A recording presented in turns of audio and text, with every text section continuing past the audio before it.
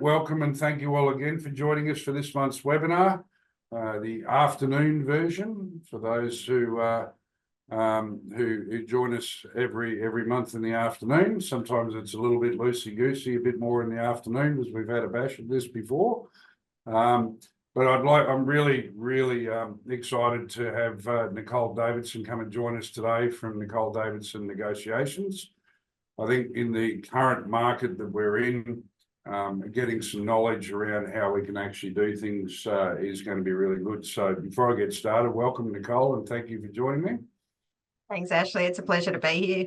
So Nicole and I have had the pleasure of being on the same sort of speaking stages a couple of times, and a lot of what I've heard really resonated with me as something that not only that I can get value out of and listening to what she has to say in her training sessions, but also I thought it would be really handy for everyone who joins us on the webinar and listens, because as has been the case for millennia, the accountants are often the focal point of every business owner. And then whenever any problem comes up, they turn to their accountant and go, what do I do? So talking about negotiations is something that we're going to see a lot more of, with clients who have got debtors that aren't paying, they've got issues with landlords, they've got issues with employees, and all of that is a form of negotiation. But I'm stealing a little bit of your thunder now, Nicole. But before we get into some specific topics, why don't I just open up and just let you start about where you see where things are at the moment, where you fit into the market. Fantastic. Thanks, Ashley. And look, I guess in terms of where I fit in the market, as you said, Ashley, one of the things that I do is training in this space to help people have the skills. And I think, because, as you said, there's so many different types of negotiations that we have in business or that our clients are having that they need support with, that being able to learn and develop and get those skills is really important. But in addition to the work that I do in the training piece, I actually work with people and support them through tough negotiations. And so I am seeing there is more and more challenges in that space, as we would expect in difficult economic times. So certainly I'm doing a lot of negotiation work in the retail leasing space and commercial leasing space, as you said, with rents going up, businesses being pushed on the profitability side. There's a lot of renegotiations of lease and renegotiations of lease terms, and people often aren't quite ready to go. So, whether it's leasing disputes or debt recovery, what I tend to see is that, when people come for advice, they might come to their accountants. The accountants will sort of look at that, and once it gets to a certain stage, the accountants will say, look, you're going to have to go and get legal advice here. Yeah. Which is all well and good. The challenge is, though, once the lawyers get involved, there's a real risk that the dispute will actually escalate. And what I'm seeing happen there is that once lawyers get involved, often it just becomes a war of letters. There's correspondence going between the lawyer to the other person, who then generally will get their own lawyer involved. And then the lawyers are communicating back and forth. And what gets lost is the ability for those two entities to actually have conversations and work through in a more sort of collaborative, constructive way. And so that's one of the gaps that I step in to fill, is to help people. My ultimate goal is to help people stay out of court and get the best outcomes that they can from negotiations, largely in the dispute side, but also in front-end negotiations as well. And I've got a note to come back to front-end negotiations, because I thought that was an interesting thing that we touched on this morning. When we were sort of preparing for this, one of the things that you talked about is, and we're not lawyer bashing here, because there is a very specific need for the legal system, but I think the legal system has been developed over hundreds of years, and it's set up a certain way. And you talked about that there is this stuff that we can do with negotiations and mediation prior to it going to legal. So can I get you to expand on that a little bit? Yeah, absolutely. And you're right. The system that we've got in terms of the legal system has, it's the system that was developed back in England hundreds of years ago. It is an adversarial system. So the minute you get into the legal system, you have this kind of pressure to hold information close to your chest. You know, there's lawyers saying, I'll only share this if I have to discover it under the court rules. And what that does is it creates an environment that really ramps up the conflict rather than testing it and settling it down. And so, you know, my belief is if we were to start from scratch today and say, look, there's a problem out there in the business world where disputes happen, and we need a process that we can use to help resolve those, you wouldn't actually go straight into an adversarial process. So the way that I look at these disputes is what we really need to do when a dispute arises is get the parties talking to each other. And so that's where mediation is a really powerful tool, whether you call it mediation or whether you call it something else. When I talk to a lot of people and I say, oh, you could mediate, they're like, oh, no, it's not that serious, because mediation is seen as this really, you know, serious kind of thing. So sometimes I'll come into an early dispute process and I'll say, okay, let's not mediate, let's facilitate. And they go, oh, yeah, that sounds much better, even though it's actually the same thing. Yeah. But what we're actually trying to do is we're trying to bring the parties together. We're trying to get them to share information and understanding, because what you need to do at the very beginning of a dispute is have a really clear idea of where the other person is coming from. What is their perspective? What is the information they're basing it on? And why do they have the beliefs that they do about whatever their position is? You don't need to change their mind at that point, but you need to understand it. If you're going into a dispute situation, you want to change someone's mind, you cannot change their mind if you don't know where their mind is at to start with. Yeah. And so instead of going straight to the lawyers, where people, the minute the lawyers are involved, they tend to sort of hold back information. You actually want to get into a scenario where they're willing to share the information that's really critical for you to make a smart decision about what to do in this dispute. And so what we've seen is that there are some areas where you actually have to go to mediation before you're allowed to progress a dispute to court. So, for example, retail leasing, you must go through, in Victoria at least, you must go through the VSBC. In other states, it's similar bodies, and you must mediate before you can take that to VCAT. And we're seeing settlement rates in excess of 75% for these disputes. So that's 75% of those disputes that are never going to see the light of day in court because they've been able to be resolved. There's even more disputes that don't even make it to mediation because the dispute resolution officers are able to resolve those for the parties without progressing to mediation. And I really think that we need to be taking this kind of path on a really wide variety of disputes, because there is no need to litigate everything. That's not to say that there's not a role for lawyers. Lawyers play a really important part, because when you are negotiating, you need to understand what your legal rights are. But here's the interesting thing, Ashley. If I give a file of information to two lawyers and I say, I want you to assess what's going to happen if this goes to court. So both lawyers have the same information, but I tell one of them that they represent the plaintiff and I tell one that they represent the defendant. Research has shown time and time again that the findings of what the lawyers believe the outcome will be is biased by who they're representing. So the plaintiff lawyers always find a more favourable outcome to theirs, the defendants to the other. So why are we doing this? Why don't we say, well, you know what? Let's get a statement of agreed facts and a statement of facts that are in dispute, give them to a lawyer and say, what's the outcome going to be? And they're not actually looking at either of the parties. You can halve your legal costs just by doing that. So, and I think you mentioned that there's obviously been a little bit of recognition of this, at least in Victoria, and they've got the Small Business Commission. Victorian Small Business Commission. There's also a Queensland Small Business Commission, similar. I'm not sure what the New South Wales body is, but I think all of the states have a similar body. And correct me if I'm wrong, but what those bodies allow is for these type of disputes, before you go and speak to a lawyer, you can actually potentially use these bodies to help facilitate a mediation of a problem that you may have between you and a customer or you and a supplier, something like that. Absolutely. And to be honest, some of the disputes are before people have gone to lawyers. Others actually have lawyers involved, sometimes for one side, sometimes for both. But the real benefit for small businesses is that this is generally a subsidised service. So, for example, in Victoria, you will pay $350 to go to mediation. Each side will pay that. Whereas if you're looking at a private mediation, you're probably looking at $1,000 each minimum. Yeah. So it's an amazing resource that is there for small businesses. And most of the disputes going through are retail leasing disputes because the legislation says they have to go there. People don't have a choice. But under the Small Business Act, there you can take any small business dispute to the Commission and they can help you with it.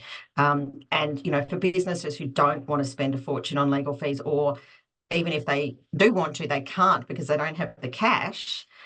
It's a fantastic resource. So I'll take that to the next step when we put all of those pieces together, and obviously a lot of who are listening to our webinar today are accountants who have got clients who either have or will have some type of argue or some type of issue that their client will come to them with and say, you know, what are my options? What can I do? In the past, and again, this isn't about lawyer bashing. It's about what a full set of options. A bit like when we talk about it from an insolvency point of view, there's a whole lot of tools that are available. So if we took an example that I've got a client at the moment who came to us, has some significant insolvency issues, but more importantly, what's created a lot of that is he's got a debtor that's become very, very slow to pay. Now, we've got an option that you can send them to a debt collector. You've got an option that you can go straight to litigation and do a statement of claim saying pay up. But if I'm as an advisor, what other options would you suggest, or options are available sort of in your part of the world? So look, I think the first option that advisors might want to think about is obviously in situations like this, the business owner themselves or the people connected with the business can be a bit less objective than they need to be. So sometimes it might be even a call from the advisor to that client, to that debtor, to say, look, just inquiring, you know, is there something going on that is behind this? You know, is it that they've got a complaint about the service or the goods that were provided? Is it that they've got cash flow issues? Rather than just demanding the money, actually being curious and trying to learn a little bit more about what's going on and what the reasons are is a good place to start.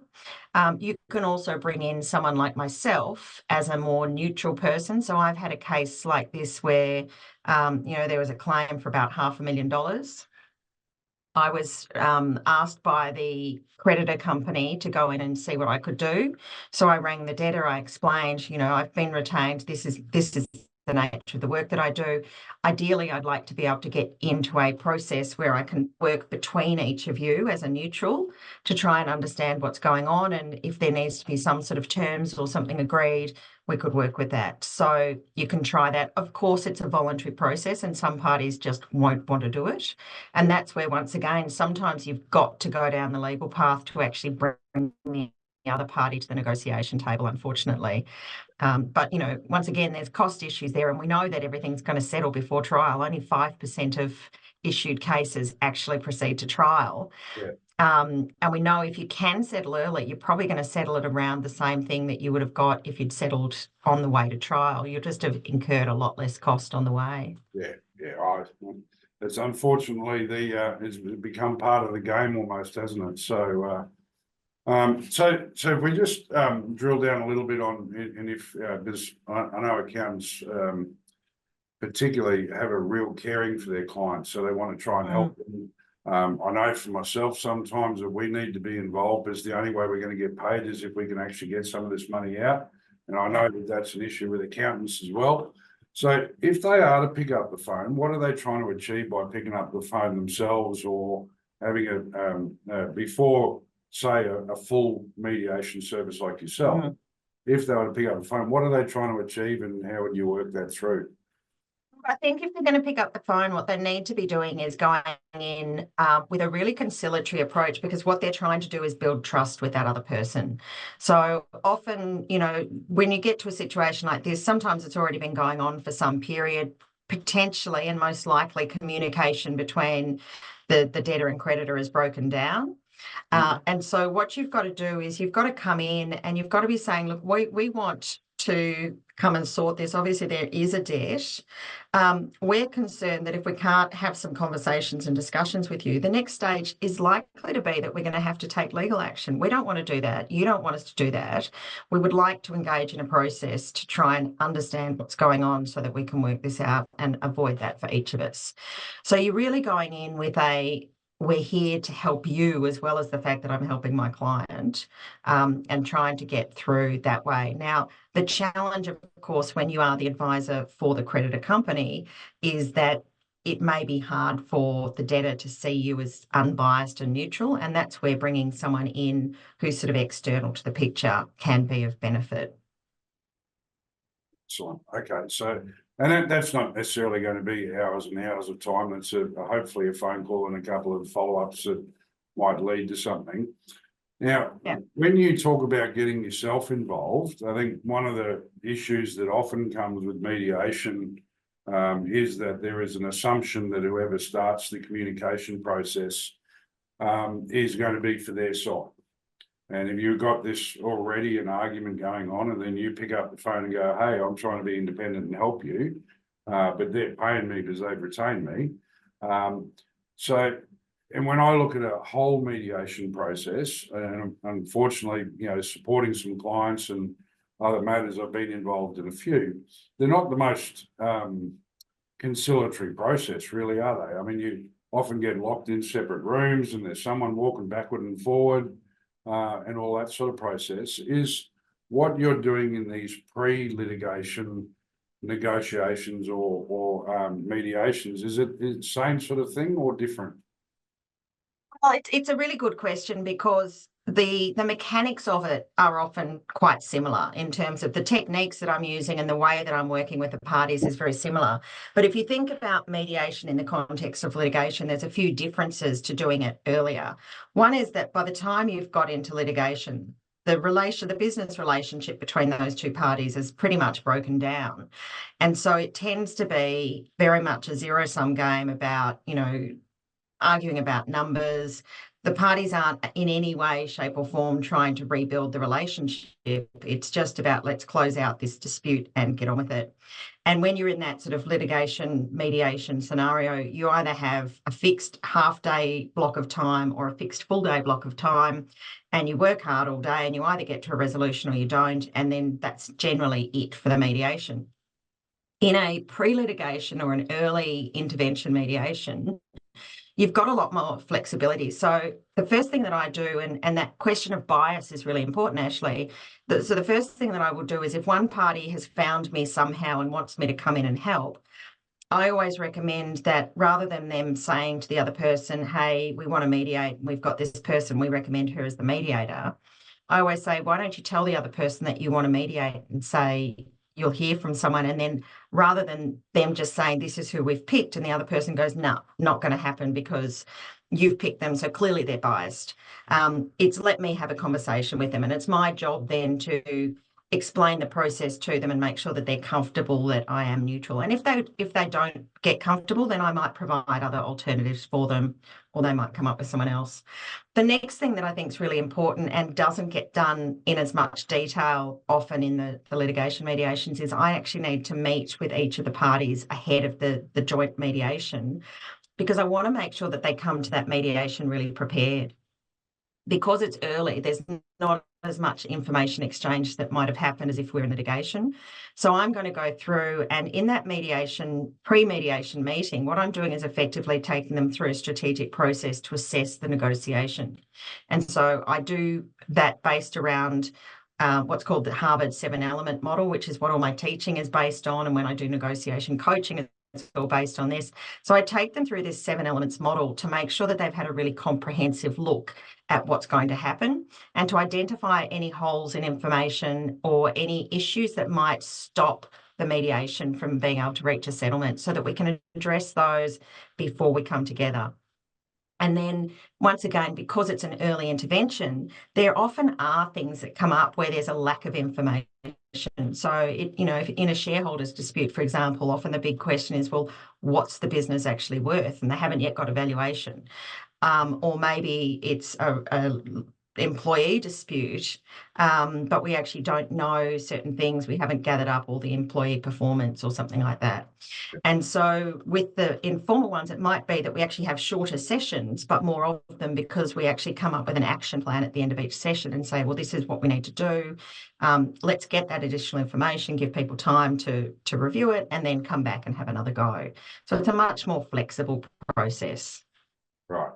So I'm not going to let you get away with your Harvard 7 points thing. I'll come back to that in just a moment. But so it's not so much that we're sitting in a room for a day. It's actually potentially done over a couple of weeks to try and get a result. But and in that way, hopefully you can avoid having to go down the litigation path. But it's still potentially a stick at the end of that. If we can't get there, then we're going to start litigating. Absolutely. And, this is very much, so, I mean, it can be a much more flexible and sometimes longer. It just depends.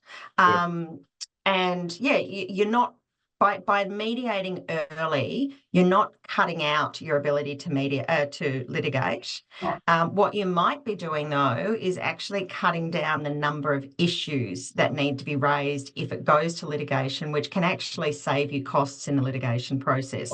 So you might find out some information that means that, certain claims that you thought you had actually fall away. And it just means that you can be much more streamlined through the litigation process. And that's why sometimes you still need lawyers involved in this pre-litigation process anyway, if it's really complex, because you do need to be looking at everything in light of, well, what happens if we don't resolve. Yeah. Right. So, and we know, and we know that negotiation isn't just about having these fights with suppliers and creditors, and I know that there's a lot more negotiation going on now, even with employees, because the whole work from home, flexible life, work-life balance, employers, both those listening and those who are getting advice from the accountants, where we're having to deal with that sort of thing a lot more every day now. So, and I know that you've got a whole course on it, but you mentioned these Harvard 7 elements of negotiation. And I know for me, I spend a lot of my life negotiating with my 16-year-old, and shortly my 18-year-old is going to want to negotiate the use of my car without me around. So can I get you to delve into a little bit about what those 7 elements are? Yeah, absolutely. And I'll give, as you said, there's a lot to it, but I'll give the high level. And I think it really is important. And I think, you talk about negotiating with your 16-year-old and your 18-year-old. I think one of the fascinating things for me is when I first came across this model and started learning it and teaching it and using it, what was quite amazing was I am married to a lawyer, and it really changed. And I'm an ex-lawyer. Yeah, apparently once you are a lawyer, you're always a lawyer.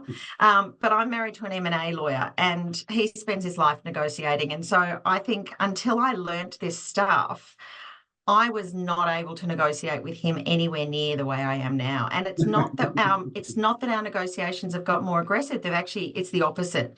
We're actually now understanding each other better, and I know the questions to ask to draw him out. So it's a fabulous thing. And I think learning negotiation isn't just about business, but it's a life skill. Yeah. So into the 7 elements. So what the 7 elements is it's 7 components that are present in every negotiation. And where this model came from was some work that was done at Harvard back in the 80s, where they analysed hundreds and hundreds of different negotiations across all kinds of contexts. So some were family negotiations, business negotiations, big ones, little ones, international, political, you name it. And what they discovered was it does not matter what the negotiation is about or the context in which it's taking place.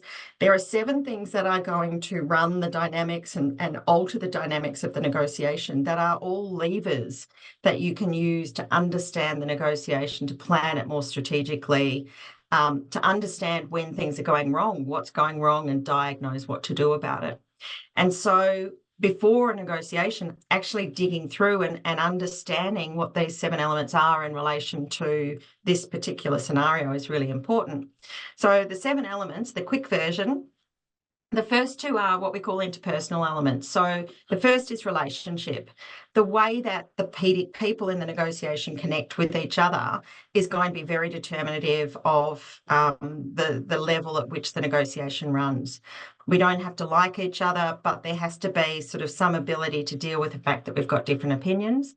Those relationships are fundamentally based around assumptions that we make about each other.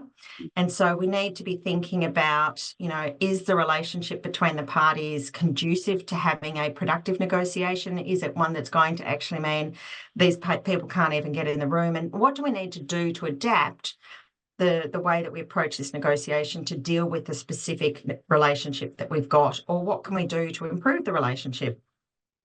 We've then got communication. And once again, I love that there's a quote that I often say, which is the biggest problem with communication is the illusion that it's taken place. And that's because often we hear something and we think it means one thing because of certain assumptions that we're making, but in fact, that's not what the other person intended. And so having really good communication skills and being very consistent at checking where something's important. Are we checking that we're on the same page with that there couldn't be a different meaning? So we're checking what they've said to us. We're checking if they've understood us the way we intended to. We've got a really solid communication process to go on. And that, once again, is really, really important. So the assumptions keeps coming back. I always say to people in things, you say that this is true. How do you know that to be true? How do you know it's not just an assumption that you're making? And quite often people go, oh, good question. So that's the interpersonal ones. Then we've got the next of the elements is interests. And I sort of describe this. Most people, when they think about a negotiation or when they're going into a negotiation, have a very clear position. They know what they want. When we talk about interests, we need to go beyond what is it that you want to what are the underlying interests that thing gives you. So, for example, if I was going into a salary negotiation, my position might be I'm not going to take this job for a cent less than $200,000. That's not my interest. That's my position.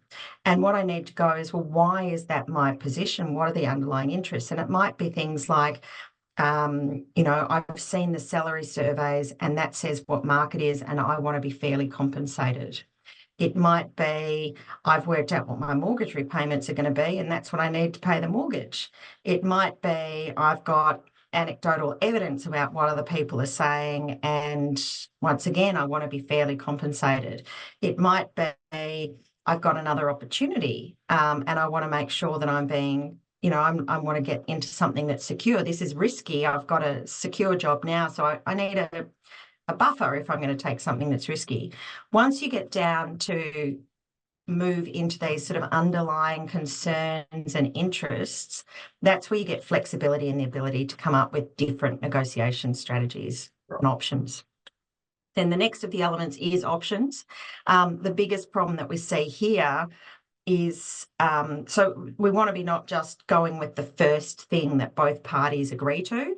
We actually want to be looking at, have we got the most valuable or the best alternative, the best option for all parties?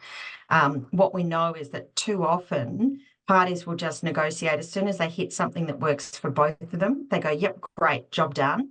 And yet if they kept digging, maybe there was a little bit more that they could have done. So to give you a really simple example of that, it might be I'm negotiating with a conference provider to do a keynote. We can negotiate on money and we might get to a number that works for them and a number that works for me. But what if we'd sat down and worked out cross-promotional opportunities? What if we'd sat down and worked out, there could be some sort of booth for me to put product and they could have some sort of cut of the profits or something. If we looked a bit further, we might have both been better off than just agreeing to do a presentation for a certain fee. Yep. The next of the elements is standards, which is where we're looking at, how do we justify the various things that we're proposing in a negotiation? So most people are pretty comfortable with this. We say you should pay us the $100,000 that we've invoiced you because we've got a contract that says if we do this work, you have to pay us. So we've got standards like that. We've got moral and ethical standards that people rely on, but we need to understand what are people using to justify things and are my standards correct? We then move into what happens at the end of the negotiation. We've got two elements there. One is commitment. Commitment is what are the promises we're making to each other. So obviously we want to get, in the end of a negotiation, we want to get to promises. Biggest problems that arise around commitments is that we make promises that are either unclear, so we both have different perspectives on what they mean, or they're inoperational, that we don't have the time, money, resources to actually carry out what we've said we do. And then the last of the elements is alternatives. And I think this is one that people often miss. In every negotiation, I'm negotiating with you, Ashley. If we can't get a deal done, there'll be something outside of our negotiation that I could do to try and meet my own interests. Now, it might be sometimes that those alternatives with other parties meet my interests really well, or it might be sometimes that there's no alternatives out there that meet my interests very well at all. But we need to have a really clear understanding of that, for not only for myself as the negotiating person, but also for my negotiating counterpart, because the way that those alternatives meet each of our interests is actually quite important in determining the dynamics of who's most powerful in the negotiation. Right. If you're an employer, you're negotiating with me, and you've got 15 other really good candidates lined up, you've got good alternatives, so you can afford to be tough in the negotiation. If I've got 15 great job offers lined up, I can afford to be tough. But what happens when I've got 15 job offers and you have no other candidates? Well, I'm in a much stronger position in that negotiation now. Yeah. So being clear about that dynamic before you get into the negotiation is really important. Right, so that is the quick and dirty version of the 7 elements. And look, and I think as you're running through them this morning and today, I guess every one of those I can think of a story where either not knowing the interest or knowing the interest, or the assumptions on communication, or even what the relationship was. We've all got bits of the story, and learning to mash that together is very good. And I can't recommend highly. I've got a great story, if you've got a minute for me to share it, about how you can get this so wrong. Sure. It's not a very good story from my perspective, but I'll share it anyway. It's a long time ago. So when I was working as an insolvency practitioner, we were receivers on a construction site of a housing development down in Port Melbourne. And I had been on the phone. So I was a senior at the time, been around a little while, but not forever. And I had a call from one of the creditors who happened to be a subcontractor, an electrician. And so we're having this negotiation on the phone, and he's like, I want my money, I want my stuff back. And I went, oh, I'm sorry, you can't have that, because I've got some standards here. I've got some clauses of the Corporations Act that say you can't have your stuff. You're an unsecured creditor. So I thought I was doing great. And until that night, where I hadn't thought about what his alternatives were. And at 2:30 in the morning, he broke into the premises and took all of his downlights out of the ceiling, causing about $7,000 worth of damage, because I didn't think about alternatives. Yeah. We've seen a number of those play out in the press in the last 12 months where we're particularly with subcontractors, where they've dug up driveways and taken tiles off roofs and all sorts of things. So look, thank you. And I can't recommend enough that anyone who really wants to delve into that a whole lot more, to reach out to Nicole, get involved in one of her courses, because it really is a powerful thing to have as an extra, as one of the things that Nicole does. Now, I've got an interesting one. I've always said that the best way that a negotiation is going to end is if both people walk away unhappy. Now, for someone who does it for a profession, is that the right thing to be saying or not? It depends, the lawyer's answer. Look, there are some cases. I think when I think about this, I divide negotiations up. And I think there's quite a different approach when we are in a dispute negotiation to when we're in a front-end negotiation. So if I'm actually putting together a sales contract, or if I'm putting together a business deal, or I'm bringing someone on board as an employee, I think if you walk away both slightly unhappy from that, there's a problem. And normally what happens is when you're doing that, you're playing the hard bargaining game. So each person's giving away concessions and you're just chipping away. So you start, one person starts up here, one person starts down here, and you just kind of chip away till you meet in the middle. When you are in a front-end negotiation like that, what you really need to be doing is creating as much value as possible. So I think that's where understanding those interests and looking at, what can we do to meet more of the interests than some of the immediate ones. So, going back to that example that I talked about, with the conference provider, I'm not just going to negotiate on what are you going to pay me to provide a fee. It's like, what else can we do for each other? How else can we make this better for each of us? And I think too often business deals are done just on what we call a mere compromise in negotiation speak. We just get to that first place where we agree. Yeah. Now, once again, there's been some research to prove how often that happens. Yeah. And, there was one professor at Harvard who did some research and saw that this was happening. He actually tried to start up a consultancy where he would come in and say, okay, well, you've got this deal. Let's leave that. So we're all agreed that that's the bare minimum, but let's see if we can come in and actually create some more value. Now, I think it's a fabulous idea, but bizarrely, most people went, no, we're good, thanks.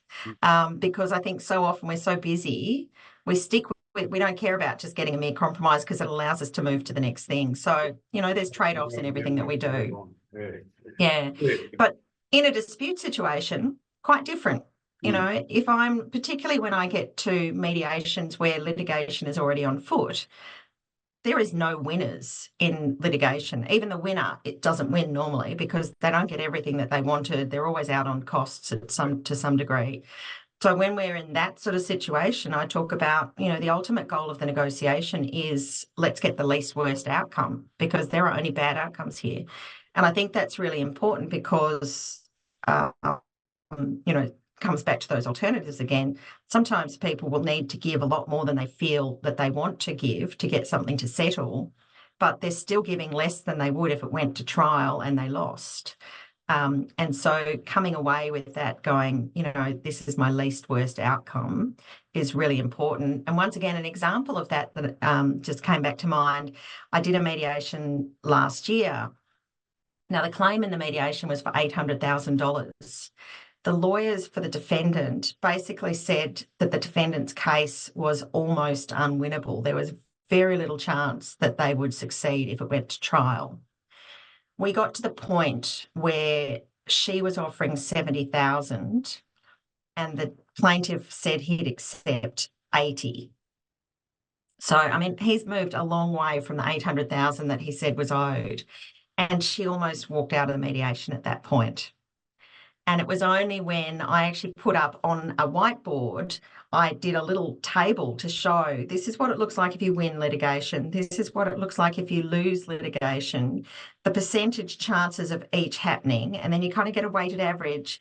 And the weighted average of what she was going to be out of pocket was actually, it was over $1 million. And it was when she saw that and she went, oh yeah, okay, 75 is not so bad. If we can meet in the middle, I'll do it. So it really comes back to, yes, it's 75,000. Most people would think was a terrible outcome because she had to pay money, but it was far better than the alternative. Yeah. And it's, I think, I must admit, I probably only ever really, it's not true. I'm involved in positive or the front end negotiations a lot more than you think, but you don't think of them quite in the same light as you do that. Exactly. And as a business owner, of course, you're doing those all the time, but so many things we don't think of as negotiations. Yes. Yeah. So, certainly the 7 elements, you can drive that into all sorts of things. So, now I must admit, I apologise to the listeners. You could have asked questions along the way. So if you do have any questions, please just either put in the chat that you've got a question or type the question in there, or just say, hey, can you unmute me so I can ask a question? Nicole does like being interrupted. I love it. I honestly do. Oh, I've seen some of as I say, some of the conferences we've been at. I don't think you got through a quarter of what you wanted because everyone kept jumping in on you. So if anyone does have a question they want to raise, please just let us know. we probably are coming close to the end of what I wanted to cover. So I do really appreciate your time. I think, you know, for me, even organising, getting you on and listening to you today, I've picked up a number of things as well. So I hope everyone else has. Is there, before we start to wrap up and wait for any questions that might come, do you have any final thoughts that you want to throw out to the crowd? I think what I'd love to finish with is, I guess, my version of what makes for an expert negotiator, because sometimes people say to me, you know, I think for a lot of us, we think negotiation in terms of the kind of negotiations that we see in Hollywood. So I was asked once if I could do a keynote on why Donald Trump is such a good negotiator. And I said, no, I couldn't. And I think that's because we often think that it's the person who goes in hard and fast and is really aggressive in a negotiation that is a good negotiator. But somebody like that, yes, they might get good outcomes for themselves, but what are the options? What are the opportunities that they're missing out on because of their negotiation style? So, for example, if I had an amazing property development deal, there's no way I'm putting it in front of Donald Trump as a partner, because I don't want to negotiate with someone like him. So what I think makes for a really good negotiator, and it's not just my thoughts, it's actually another book on this called Negotiation Genius, which I kind of stole this from, but I love it. There are three things to be a really good negotiator. The first is that you've got to approach the negotiation with a mindset of curiosity. We are easily sometimes convinced that we're right about everything and that the other person is completely wrong. We need to go on with this mindset to go, what is it that I don't know? What is it? Is there anything that might change my perspective? So I've got to be curious and open to changing perspectives. If we're going to be curious, the next skill that we need is to be able to ask the right kind of questions. And there are different types of questions for different purposes. So understanding how to ask the questions that elicit the right kind of information, that really encourage people to give information, is important. And the other thing that I use questions for is to give advice. So when I'm mediating, I'm often kind of subtly directing people down a thinking path, but I do it through questions so that they believe that they've come up with that answer completely for themselves. Yeah. So they've got more buy-in, and they're less likely to object to something that they tell themselves than to something I tell them. The very final skill, I think, to be a really, really good mediator is to be an expert listener, which you'd think it would be pretty easy. You just, you know, you can't even close your ears. But the difference between hearing and listening is really significant. And being able to really engage in that process is essential if you're going to be a good mediator, mediator, but also a good negotiator. Well, thank you. And again, very good tips. And you know, I think over the years, we've often heard people say that, you know, asking good leading questions and the old 2 ears and 1 mouth, use them in the right proportion. Yep, one of my favourites. Yeah, so very, and I love the mindset of curiosity, going in there going, what am I missing? Why aren't you paying? If I'm negotiating on paying a bill, why aren't you paying the bill? What am I missing? They're really good, simple little things that you can add into your daily life and all the rest of it. So, look, I really appreciate it. I think there's been some great things there for people. You can always, this will be put up on our YouTube channel, so people can go back in and write down the seven elements if they missed it in the first round, or more importantly, reach out to Nicole and organise a training session on learning how to use it properly. So if anyone has any other questions, I will get our administrator to put the poll up for if now, while we're getting close to the end. I don't have anything coming up. Cameron, thank you. Great presentation. I just, while the poll's up, can I do a little plug, Ashley? Sure. So I also, for anyone who's interested, I do have a short little book on Amazon that's called The A to Z of Negotiation, 26 tips for every to improve every negotiation. And I also have a podcast called Negotiation in Real Life, where I've talked to people across a range of business areas, including Ashley, about their tips and learnings on negotiation. So if you're a podcast person, you might like to subscribe to that. Yeah, apart from the one that's got me in it, there's some very good ones out here podcasts there, that's for sure. But are you fishing for a compliment, Ashley? Not at all. No. Yeah, people who are coming here, they know how much of a pain in the butt I am. Cameron said, thank you. Great presentation, learned heaps. So thank you, Cameron, for Right. putting that note up. Outside that, guys, thank you very much for joining us again this month. We'll be back again next month. We'll, in our newsletter coming out next week, we'll have some more info on who we've got on and what we're doing next month. But I continually say that I thank you for your continued support for our webinar. And if you have any ideas of people that you would like me to get on, please feel free to reach out. But for today, Nicole, thank you. I know it's a big commitment to come and join us on this webinar. So I really appreciate your efforts today, and thank you very much. Your insights have been incredible, and hopefully we can everyone can use them somewhere in the next 12 months.